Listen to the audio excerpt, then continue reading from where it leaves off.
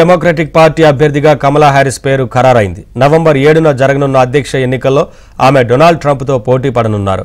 Party అభ్యర్థిత్వం కోసం కావాల్సిన ప్రతినిధుల ఓట్లను వర్చువల్ రోల్ కాల్లో ఆమె సాధించినట్లు democratic national committee chair జేమ్ Harrison ప్రకటించారు. దీంతో అమెరికా అధ్యక్ష నామినీగా ఆమె పేరు ప్రకటించడం లాంఛనంగా మారింది. ఇప్పటికే కమలా హ్యారిస్ డెలిగేట్ల ఓటింగ్ ప్రక్రియలో మెజారిటీ ఓట్లను సంపాదించారు.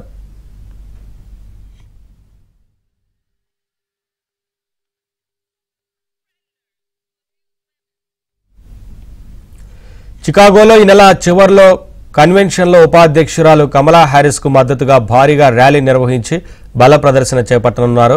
కమలా అభ్యర్థిత్వంపై డెమోక్రటిక్ పార్టీలో ఉన్న ప్రతినిధులు ఈమెయిల్ ద్వారా ఓటింగ్లో పాల్గొంటున్నారు. ఈ ప్రక్రియ సోమవారం సాయంత్రంతో ముగియనుంది.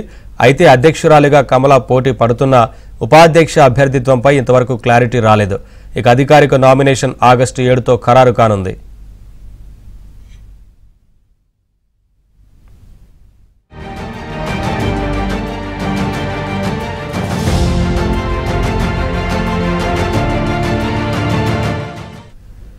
డెమోక్రటిక్ అభ్యర్థిగా ఖరారు కావడంపై కమలా హ్యారిస్ స్పందించారు. డెమోక్రటిక్ అధ్యక్ష అభ్యర్థిగా ఎన్నికైనందుకు ఎంతో గౌరవంగా భావిస్తున్నానని, దేశం పట్ల ప్రేమతో ఉత్తమమైన దానికోసం పోరాడే వ్యక్తులను ఒక్కటి చేయడమే నా ప్రచార ఉద్దేశమన్నారు. మేము మా దేశాన్ని ప్రేమిస్తాము, అమెరికా వాగ్దానాన్ని విశ్వసిస్తాం. వర్చువల్ ఓటింగ్ సమయం ముగిశాక అధ్యక్ష నామినేషన్ను అధికారికంగా అంగీకరిస్తానని కమల స్పష్టం చేశారు. రాబోయే అధ్యక్ష ఎన్నికల్లో తమ పార్టీ విజయం సాధించబోతోందని కమలా హ్యారిస్ పేర్కొన్నారు. As many of you know, before I was elected Vice President and before I was elected a United States Senator, I was an elected Attorney General and an elected District Attorney. And before that, I was a courtroom prosecutor. So in those roles, I took on perpetrators of all kinds.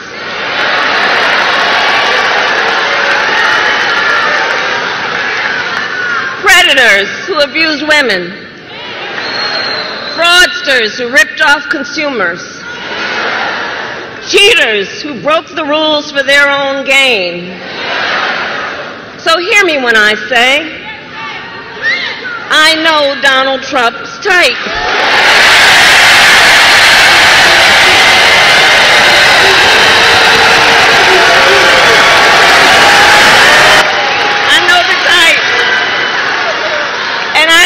Dealing with people like him my entire career.